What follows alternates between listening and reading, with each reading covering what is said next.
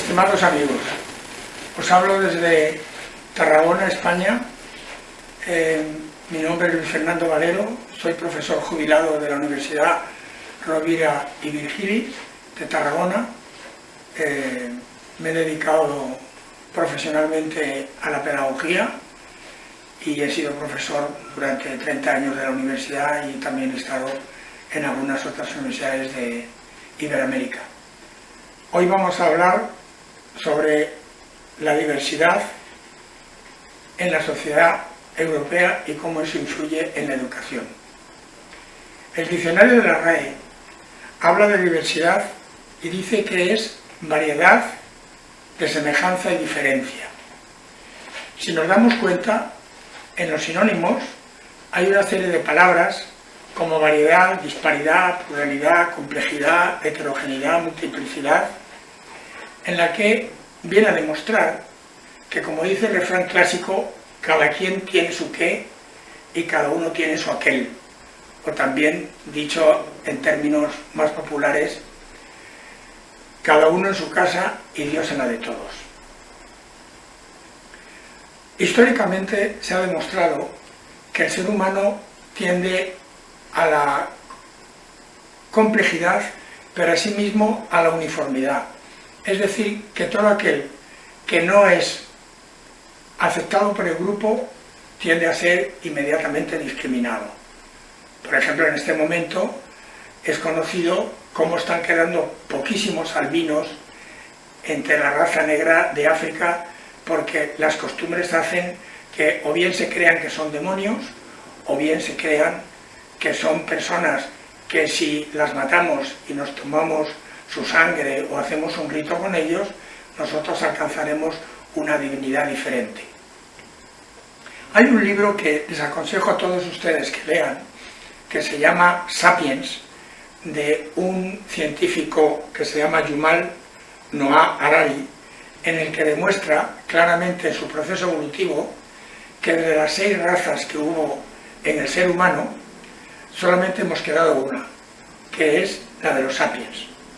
La pregunta es, ¿por qué razón ha evolucionado la raza humana, la que ha quedado, hacia todo un complejo de tipo social como es las naciones, las lenguas, las diferentes estructuras sociales que hemos tenido, la construcción de las ciudades, etc.? Por lo tanto, es bueno ver que en este proceso evolutivo, que claramente nos ha dicho el autor de Sapiens que nuestra raza, nuestro Homo sapiens, está en peligro de desaparecer porque estamos dando lugar a un nuevo tipo de persona, es decir, que hemos estado aprendiendo a educarnos, hemos dado todo un proceso evolutivo en el cambio humano. Si nos hemos dado cuenta, en esos últimos 50 años el ser humano ha acumulado muchísima más diversidad que en todos los siglos anteriores. Por lo tanto, habría que plantearse como una opción para encontrar qué tipo de pedagogía deberíamos nosotros desarrollar para que en esta diversidad que tenemos, que por otra parte se está globalizando, encontrar la manera de poder no esquilmar, no agotar el medio ambiente como lo estamos haciendo, sino dando una nueva situación. Porque además, como dice Yuval, estamos encontrando que el ser humano dentro de nada va a recurrir a la tecnología para poder sobrevivir. Por ejemplo, ya es conocido cómo hay brazos biónicos, hay piernas biónicas, hay exoesqueletos que permitan al ser humano andar, aunque biológicamente no tenga esas capacidades por lesiones en la columna vertebral o en la propia estructura cerebral. Para las personas que hemos nacido en el primer tercio del siglo pasado, 1930, 1940, era impensable en nuestra infancia que pudiéramos tener en la mano un teléfono inteligente que nos conectara con el mundo. Es decir, hoy ya no habla la gente por teléfono, la gente usa el WhatsApp, usa otra serie de tecnologías que podemos comunicarnos en tiempo real y además gratis. Por lo tanto, todo ello es una modificación muy sustantiva de las condiciones objetivas de nuestro vivir. También no es menos cierto que cada día más hay mucha más diversidad.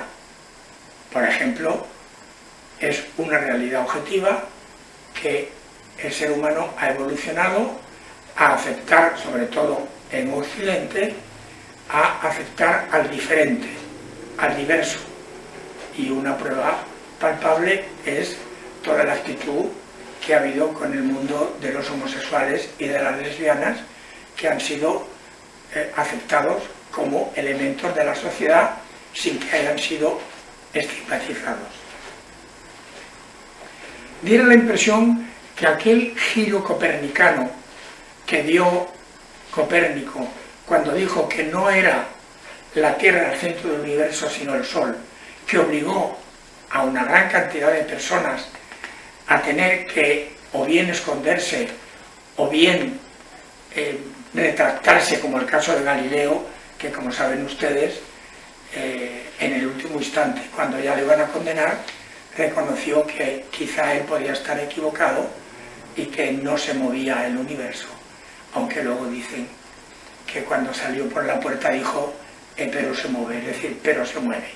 Es decir, aquel giro de entender el mundo, que no era la Tierra el centro del universo, sino que era el Sol, y que cambió totalmente la estructura hasta entonces que había habido en el mundo de aquel entonces, hoy nos está pasando lo mismo con la tecnología.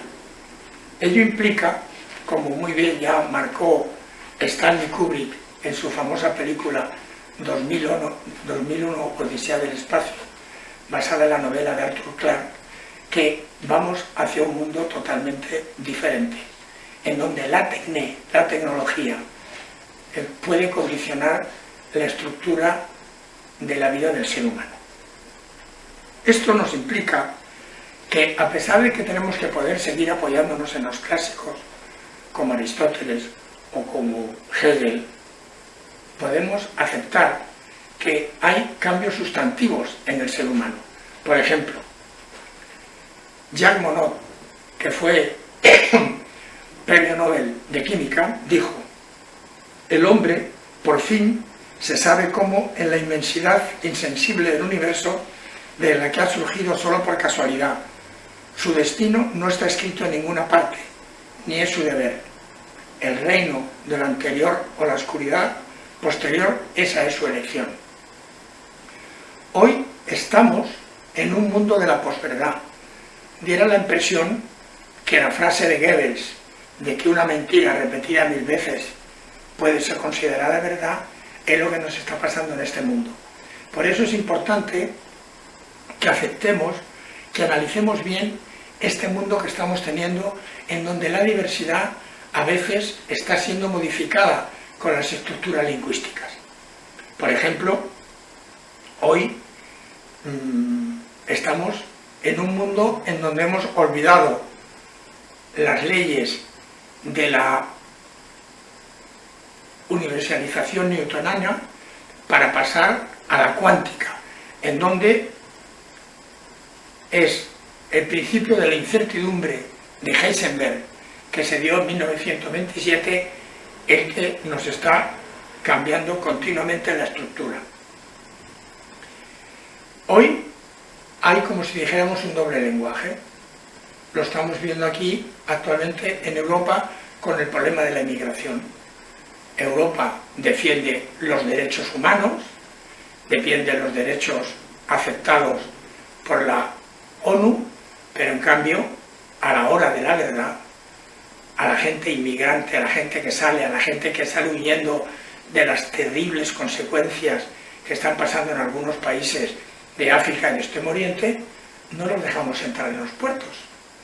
Hay todo un bloqueo de que el diferente, el diverso, no puede entrar a romper la armonía del que está instalado. Si nos damos cuenta, hay un continuo doble lenguaje. Por ejemplo, Jean Baudrillard dijo que estamos en una sociedad viral. Los hermanos Wachowski en sus películas hablaban de nuestra sociedad como una sociedad virtual o una sociedad matrix. Foucault, Lacan, Deleuze, Derrida, Zizek, Bauman han estado hablando de que la sociedad nuestra de consumo era posmoderna, era de rendimiento, era de constructiva, era una sociedad que faltaba la conciencia, otros le llamaban líquida. Por ejemplo, el gran gurú actual, que es Byung Chul Han, le llamó hace unos años la sociedad de la transparencia y hoy le está llamando la sociedad del cansancio. Emmanuel Macron, que en este momento está considerado un líder de Europa, en el premio de Carlomagno, que le acaban de conceder, hizo un análisis profundo de la realidad europea, en donde dijo que Europa tiene que ser el territorio libre de las libertades personales y de respeto a la diversidad. Es decir, hay que restablecer, dijo en su discurso de aceptación del premio Carlomagno, la solidaridad entre los europeos en los asuntos económicos y en la migración y en la inmigración, para que se respeten los derechos fundamentales que hoy están siendo muy cuestionados. Por otra parte, el presidente europeo Tajani dio una muestra de que cuando nos pregunten qué es Europa, dijo que habría que decir lo mismo que dijo Trajano, el padre del emperador Trajano, sobre Roma.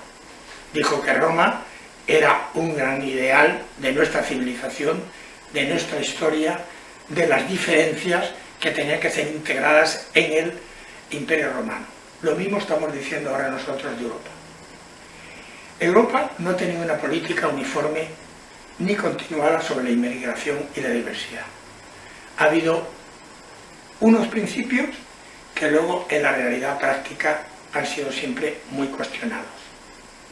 Es decir, tenemos que aceptar que desde el siglo XVI al XX Europa ha tenido todo un avance, pero continuamente sesgado por guerras entre los países, y después de la guerra, que terminó en 1945, Europa ha vivido hasta ahora quizá los mejores 40 o 50 años de su historia a raíz de que nació la idea de la Unión Europea.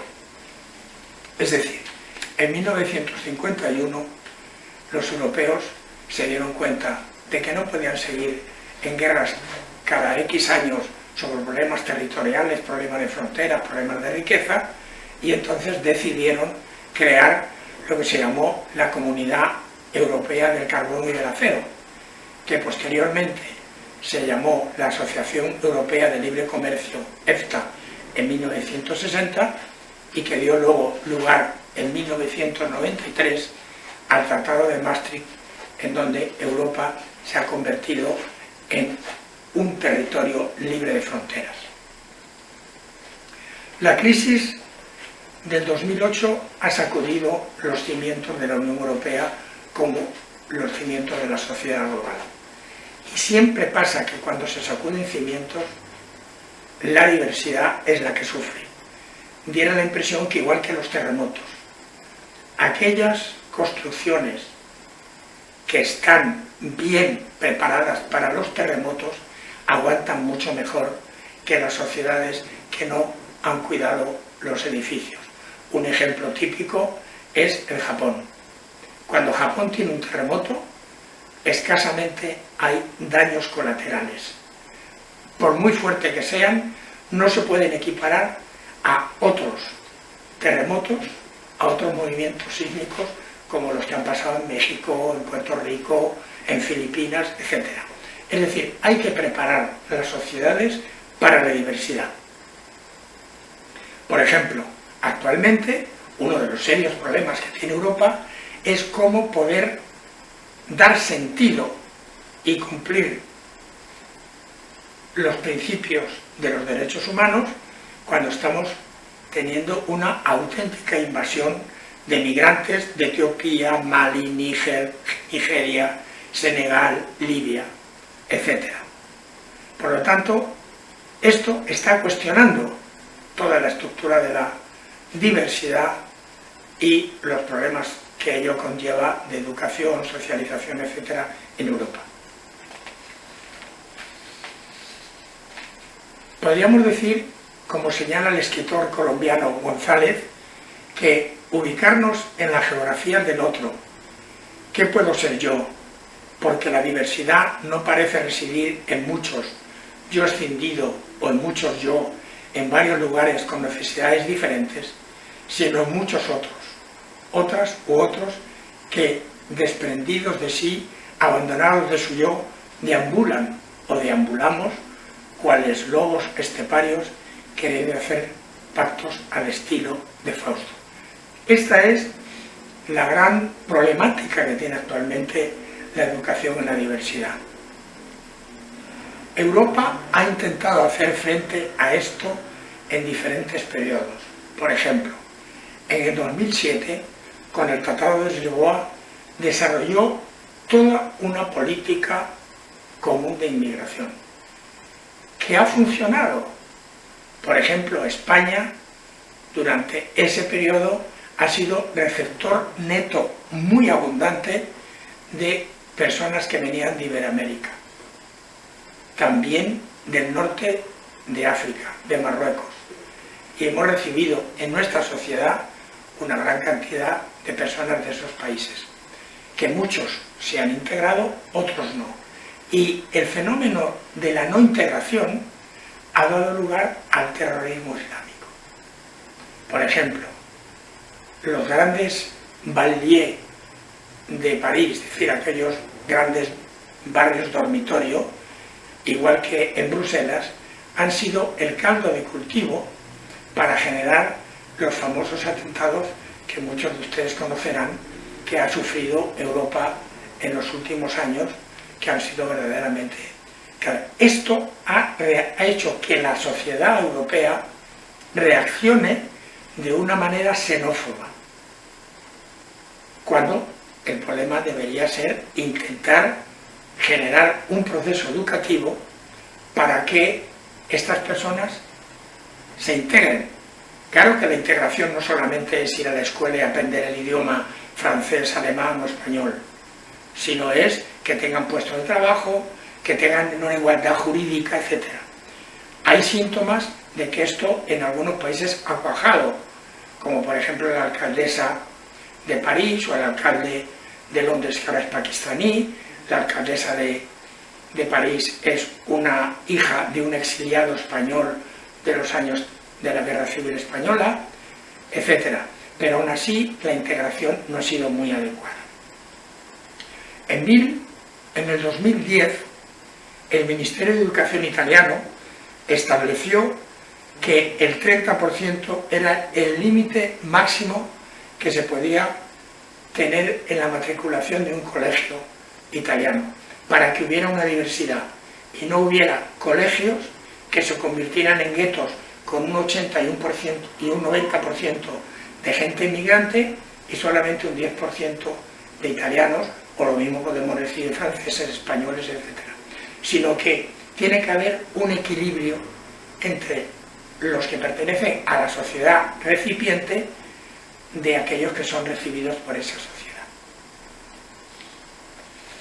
Por lo tanto, las políticas educativas de la inmigración europea sobre la educación en la diversidad ha tenido continuos cambios desde el año 1977, en que por primera vez se fijó la escolarización de los hijos de los trabajadores inmigrantes en las sociedades que lo recibían, como era el caso de Alemania, el caso de Francia, los países, en ese momento no era España el país que recibía, sino que era exportadora España de inmigrantes a Alemania, a Suecia, a Dinamarca. Hay que tener en cuenta las necesidades educativas y culturales de los hijos inmigrantes. Es decir, la inmersión lingüística tiene que ir a partir de la lengua materna del recipiente para desarrollar todas unas estructuras educativas adecuadas. En la conclusión del Consejo Europeo de Sevilla del año 2002 se desarrolla un compromiso que luego posteriormente se confirmó en Telanosa, en Tesalónica, en Grecia, en donde se vuelve a hacer hincapié en la necesidad de una política de integración de los inmigrantes con objetivo de darles los mismos derechos y deberes equiparables de los ciudadanos de la Unión Europea, aunque no tuvieran la nacionalidad del país recipiente todavía. Por lo tanto, como nos damos cuenta, este ha sido un problema continuo en la realidad de la educación en la diversidad en Europa. En el año 2000, en Santa María la Feria, en Portugal, se llegó a la conclusión de que tenía que haber un futuro abierto para todos los inmigrantes en los 28 países que conforman la Unidad Europea. Esto en este momento está siendo muy cuestionado. Hemos visto cómo Hungría, Polonia, Chequia, Eslovaquia y Austria no están por la labor de cumplir estos principios que se dijeron en el año 2000. Todo esto implica que tenemos que hacer un esfuerzo, sobre todo de recursos económicos y de preparación pedagógica y social de los maestros, para poder verdaderamente hacer que sea objetiva la integración de los inmigrantes. Si no, puede ocurrir, que es el gran miedo que está pasando ahora en Europa, lo que contó en su novela Sumisión el francés premiado Goncourt, Houellebecq, novela que les recomiendo a ustedes que se pueden la lean, que se llama Sumisión, en donde él dice que en el año 2030 Francia será un país islámico, porque la tasa de natalidad de los inmigrantes, sobre todo los islámicos, es mucho más potente que la tasa de natalidad de los franceses españoles. Concretamente, España este año, 2017, los datos del año 2017, que los hemos conocido ahora en el 18, nuestra tasa de retorno es negativa. Mueren muchas más personas de las que nacen. Por eso España tendría que ser un país de gran acogida de migrantes, pero con toda una pedagogía de la diversidad mucho más flexible y de dedicar mucho más recursos, a pesar de los problemas de la crisis económica, para poder integrar. Si no, evidentemente, al cabo del tiempo, puede ocurrir que la estructura, vamos a llamarle social, de valores que ha tenido España a través de todo su proceso de los siglos, pues no funcione. Por lo tanto, en una palabra, quiero que ustedes tengan conciencia de lo que el profesor Eduardo de la Vega dice cuando dice: en sus bordes la escuela construye el modelo depurado que promueve el sueño multicultural.